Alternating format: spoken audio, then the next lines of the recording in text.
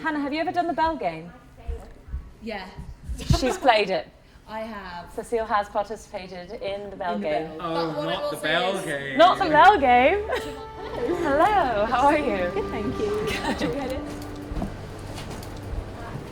The honest truth is that I always stop for coffee first because I'm an addict. An oat milk cortado, and in fact they start making it as soon as they see my face. This is the famous Yellow Brick Road, as everyone on this video tour has said. I remember coming through it for the first time and feeling like they were like, oh yeah, just go through the yellow brick door and to the right to like find the bathroom. And I got completely lost, but I did feel like I had entered into some kind of magical other realm, which it is. Come on in. I admittedly meant to clean up, didn't. So it's a bit of a mess in here. It's authentic. It's authentic. I did think that. I did think at least it's honest. I started collecting everybody's. I wish I'd done it in the beginning. I only started sort of late in the process, but yeah, just loads of family. Actually, the first person to do it was this director I worked with on a rom-com that we have coming out in August, and he stuck his little name tag there, and I was like, oh, new tradition. I think that's kind of an interesting thing about these rooms is they can seem quite clinical, but it's the kind of space that you enter into and you feel the history within the walls. I remember when I first just visited the theater to have a meeting here, I felt that energy immediately. And I mean, even aside from someone else's blood on the walls from some other show. Yeah, well, fake blood. I think it'd be a little bit deeper red, but we won't ask questions. It's like all splattered across the table too. I think aside from actual evidence of past lives here, I think there's just an energy within these walls that is palpable. And it just makes it all the more special, I think. Yeah, this was a lovely gift that I was given around our opening night of the Broadway playbill of Les Liaisons with gorgeously made up Alan Rickman on the cover, and I believe Lindsay Duncan. Do you know why it's wrapped in brown paper? Brown paper? Well, no, I don't know why. Okay, I just found out 2 seconds ago that when the original book came out of Les Liaisons, it was wrapped, people would wrap it in brown paper because it was so scandalous to be holding. So we've covered the gorgeous bodies, pearls of Lesley and Aidan with brown paper. I've actually had that. You know what, when I first started, I was finishing up dance school and wanting to become an actor and very embarrassed about that for no reason, but it can be hard to start an acting career. And I had a book that was titled How to Be a Working Actor. And it was like advice about like building your resume and things like that. Very practical advice that I followed and was really helpful. But the title is so embarrassing, and it was like a red curtain on the front, and I covered it in paper. So some people are ashamed of sex things. I'm ashamed of my goals and dreams. Because I've experienced this play not every single night, but a lot of nights very deeply.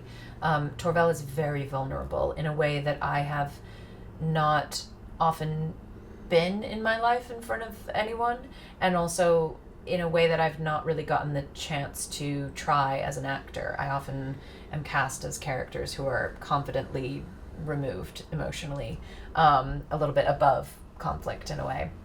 And she's forced into, I mean, she exposes deep vulnerability in this play and dies of heartbreak, or probably hysteria, they would have called it at the time. Yeah, the part of me that wants to self-protect and often joke away real emotions and cover and be removed and be a bit avoidant has to leave when I step out on stage, because that's just not who she is. I mean, she's very protective of herself in the beginning, but even that comes from a different place. I mean, she lives a life of virtue and honesty, and she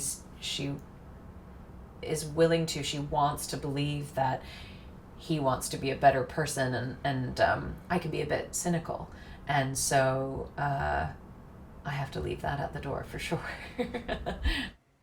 This is my lovely Tourvel costume. This actually, it's so gorgeous. The costume design in the show is so brilliant. I absolutely love it. This is the second corset top that they had to make, because the first one, even just in Tech Week, was torn to smithereens. It's maybe the most delicate costume, and it gets put through the ringer in this show, which is actually, I think, quite appropriate for the character of Tourvel, as vulnerable as she is and as much as she gets thrown around. So you see there's like loads of little baby tears and things. The costume designer did such an incredible job of incorporating all these, almost like, some of them are like kind of like BDSM, like they've got these, there's hardwire, there's belts, straps, symbolic of a kind of dominance and just a lot of the gender dynamics and a lot of this time period. It's not set in a time period, the show, but it's based on pre-French Revolution, and so it's time, and so it's like there's constricting qualities, and it's kind of hard and it's kind of brutal, and so there's much less of that on Tourvel's costume, but still you just get nods to the kind of general period. It's a fine line too when a character like Madame says that she's such a frump, but the idea is that she's not really, that more expresses how Madame feels about her than what she actually is, and yet there is a conservative quality to her, so there isn't quite as much there's not as much hoist to the bust region in this costume as there is in some of the others, and there's a bit of skin showing, but not too much. And then of course I have this lovely, she's full of crosses, and I have this lovely cross necklace that I wear. That, I mean, here again, like in the world of I can show you that, in the world of theater and this particular theater, I don't know who wore this before me. I don't know what productions it's been a part of, but I accidentally wore it home a couple of times early on, and the dreams I had on those nights were so wild. I was like, there's spirits in this cross, and who knows what's in the rest of them. Okay, great. You want to see the stage? Would love to. Lovely. I am doing the accent now. Go easy in the comments. Always a bit rough in the beginning. So, but by the time I go out there in the show, it's a lot better. Also, it's harder to improvise in an accent that's not your own than it is to act in one with prepared lines. So there's that.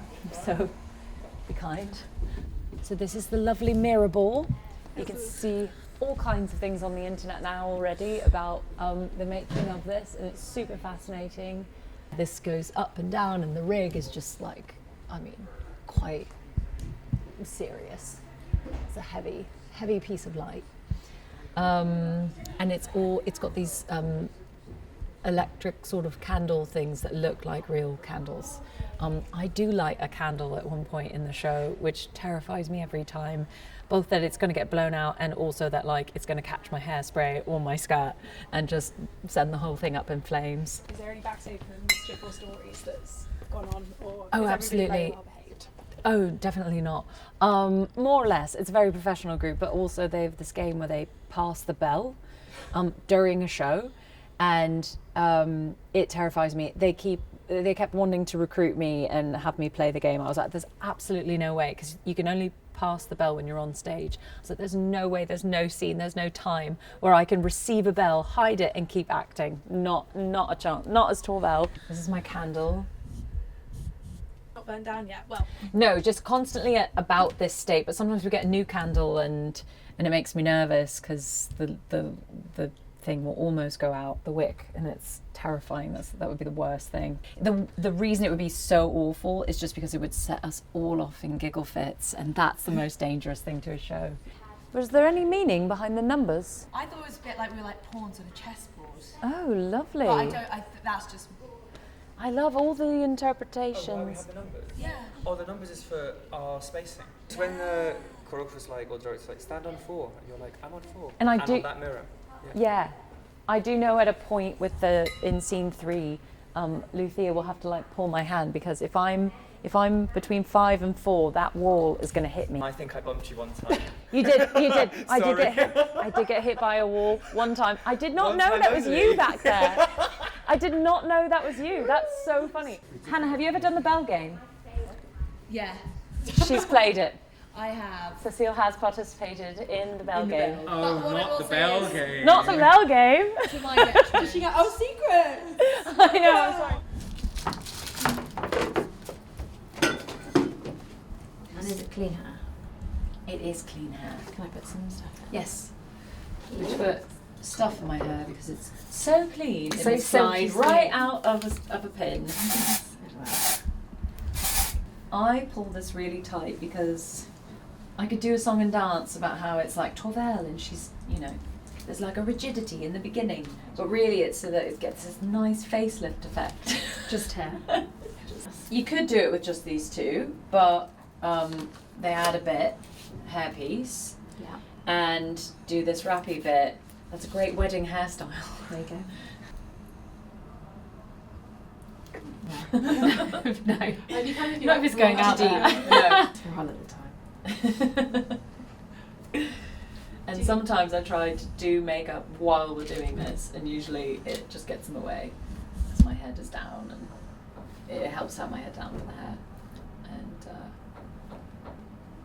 moving it around is probably really annoying for her. It's not too bad, actually. Simmons, do you have a... Hi, Cat Simmons. Oh, hello. Join. Remember to be good tonight. Okay. Okay. Cat Simmons, extraordinary actress. There's Madame de Tourvel. I'll take it out of the edit. All right, Well. thank you. Theatre people are my favourite. It's the best environment. To have a little Can you bit. see that? Did I make that ugly? I try to do Yeah. things and then she goes, that's not Yeah. right.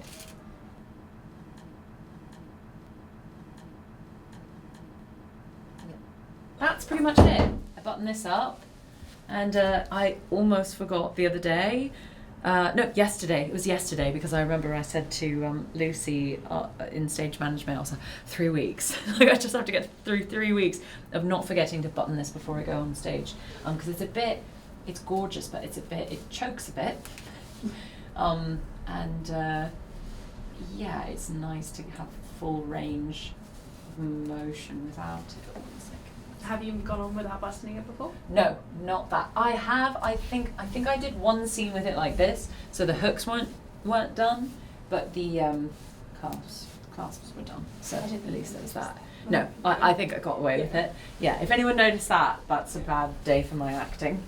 Les Liaisons Dangereuses company. This is your call travel call. You have 15 minutes, please. That's 15 minutes. This is Feels like it's your wedding day or something. This is where